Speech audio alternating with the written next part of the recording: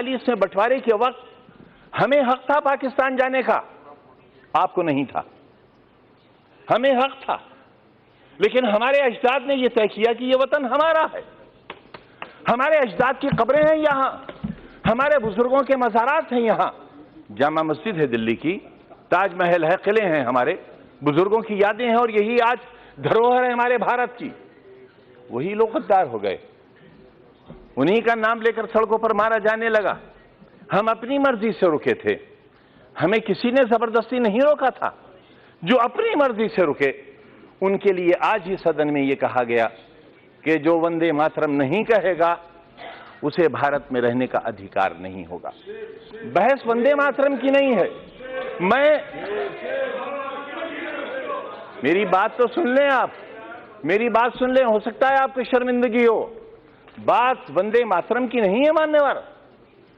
अगर कानून की बात करूं तो सुप्रीम कोर्ट कहता है कि वंदे मातरम के लिए मजबूर नहीं किया जा सकता, सबसे बड़ी अदालत वो भी है।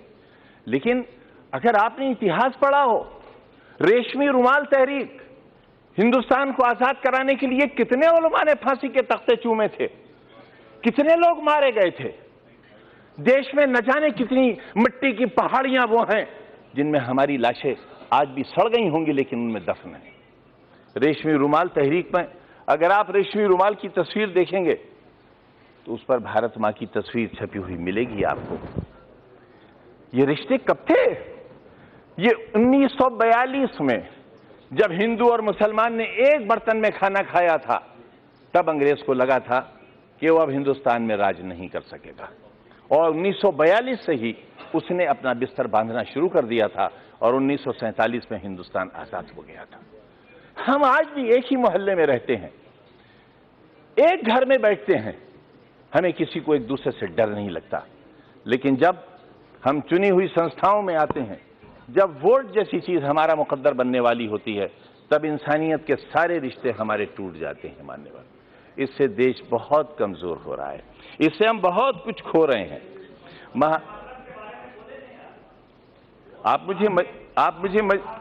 आप मुझे मजबूर तो नहीं करेंगे? मैं आपसे ये कब कह रहा हूं कलमा पढ़िए आप? मैंने आपसे कब कहा? मैंने आपसे कब कहा कि कुरान की आयतें पढ़ी जाएं? यहां ये लोकतंत्र का मंदिर है, ये संविधान का मंदिर है। जो चाहे कहे, अगर मैं कहूं तो आप रोक नहीं सकते, और मैं न कहूं तो आप मुझसे जबरदस्ती नहीं कर सकते। और अगर आप जबरदस्ती कर सकते हैं तो कहिए, आप कहिए कि जबरदस्ती कहना होगा।